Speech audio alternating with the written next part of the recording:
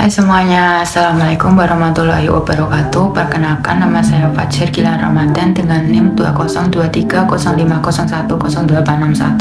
Saya adalah mahasiswa Universitas Kadiri dengan prodi Teknik Sipil. Di sini saya akan menjelaskan tentang asal-usul tanah dan ukuran butiran dalam mata kuliah Mekanika Tanah. Here we go. Jadi, tanah terbentuk dari proses pelapukan batuan induk yang berlangsung selama jutaan tahun melalui pengaruh faktor-faktor alam seperti suhu, air, angin, dan aktivitas biologis. Proses pelapukan ini dapat bersifat mekanik atau kimia. Bedanya adalah mekanik di mana batuan pecah menjadi partikel kecil tanpa mengalami perubahan komposisi kimia, seperti tekanan dari akar tanaman yang tumbuh di celah-celah batuan sehingga mempercepat proses pelapukan mekanik. Sedangkan kimia melibatkan perubahan komposisi kimia batuan melalui reaksi kimia dengan air, gas atmosfer, atau senyawa lainnya. Contohnya adalah karbonasi yang melibatkan reaksi antara karbon dioksida dan air dapat melarutkan batu kapur sehingga menciptakan sebuah rongga atau gua. Tanah yang dihasilkan memiliki sifat fisik dan kimia yang sangat bervariasi tergantung pada jenis batuan induk, seperti contohnya hasil pelapukan yang dihasilkan dari batuan sedimen dan batuan beku itu pasti berbeda, dan tanah yang dihasilkan dari pelapukan di iklim tropis atau iklim yang dingin itu pasti juga berbeda. Dan faktor geologis ini seperti erosi, transportasi, dan pengendapan mempengaruhi lokasi dan sifat tanah yang terbentuk, sehingga menjadi bahan dasar penting dalam berbagai aplikasi geoteknik dan ekosistem alam. Bentuk partikel tanah. Bentuk partikel tanah ini bertujuan untuk mengidentifikasi bentuk partikel tanah seperti Brooke, Faki, dan Needle-Shaped. Memainkan peran penting dalam mempengaruhi sifat fisik tanah, dan penelitian tentang bentuk partikel ini bertujuan untuk mengevaluasi dampaknya pada kepadatan, kekuatan geser, dan kompresibilitas. Metode yang digunakan yaitu berupa pengamatan visual atau mikroskopis dengan pengukuran angularitas dan sferisitas. Pengukuran angularitas ini ukuran tajamnya sudut-sudut partikel, sedangkan sferisitas ini ukuran yang menggambarkan sejauh mana partikel ini membentuk bola sempurna.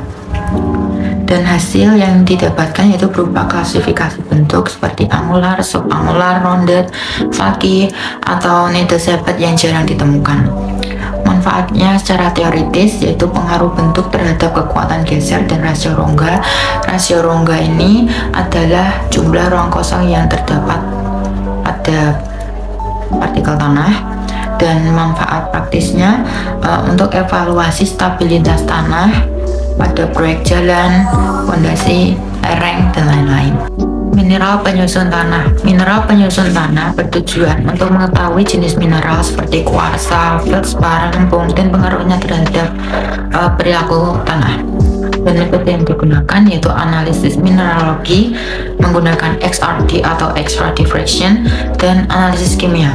Hasil yang didapatkan yaitu identifikasi mineral primer seperti kuarsa yang tidak mudah melapuk dan memberikan stabilitas kepada tanah, dan feldspar yang mudah melapuk menjadi mineral lempung.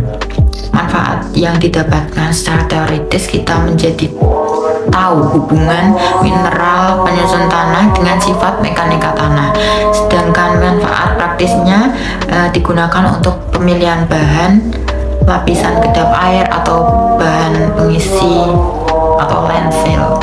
Distribusi ukuran partikel. Distribusi ukuran partikel bertujuan untuk memahami karakteristik teknis tanah seperti permeabilitas, kekuatan geser, dan pemadatan. Metode yang digunakan itu ada dua, yaitu analisis ayakan atau sieve analysis yang digunakan untuk partikel kasar yang lebih dari 0,075 mm, dan analisis hidrometer yang digunakan untuk partikel halus yang kurang dari 0,075 mm.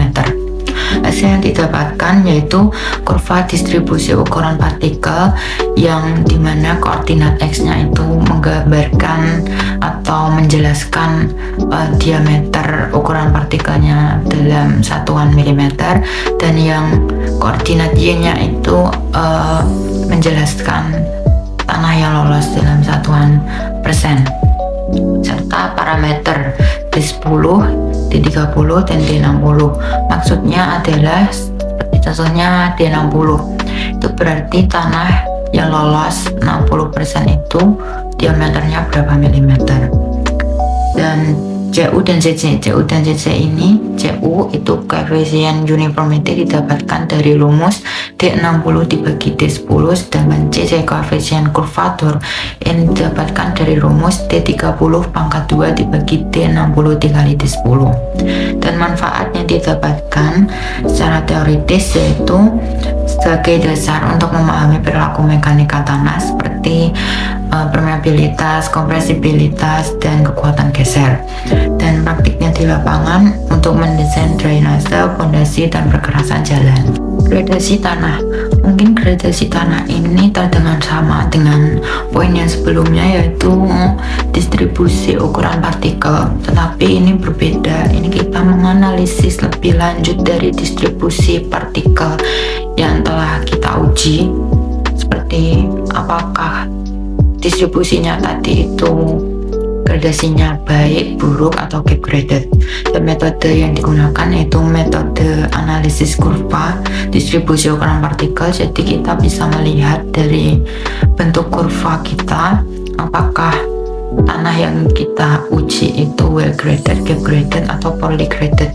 Biasanya kalau well graded itu kurvanya tidak terlalu menanjak, jadi dia continuously.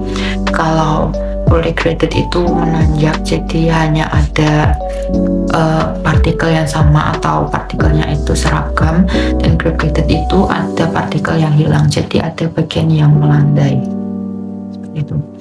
Dan parameter penting D10, D60, D30 yang digunakan untuk mencari koefisien uniformity dan curvature. Kalau D10 ini untuk mengetahui permeabilitasnya, dan kalau koefisien uniformity ini untuk mengetahui keseragamannya.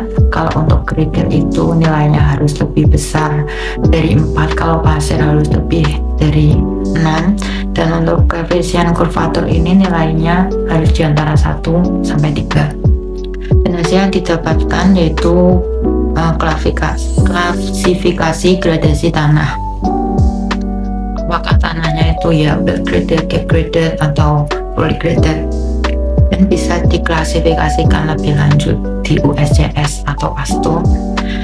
Dan untuk mengevaluasi stabilitas dan sifat drainasenya, manfaatnya secara teoritis sebagai dasar untuk analisis stabilitas dan pemadatan, dan untuk praktiknya di lapangan itu untuk memilih material untuk fondasi jalan atau drainase. Jadi kesimpulan dari materi yang saya sampaikan yaitu asal-usul tanah dan distribusi ukuran adalah bentuk partikel mempengaruhi kepadatan, kekuatan geser, dan kompresibilitas tanah.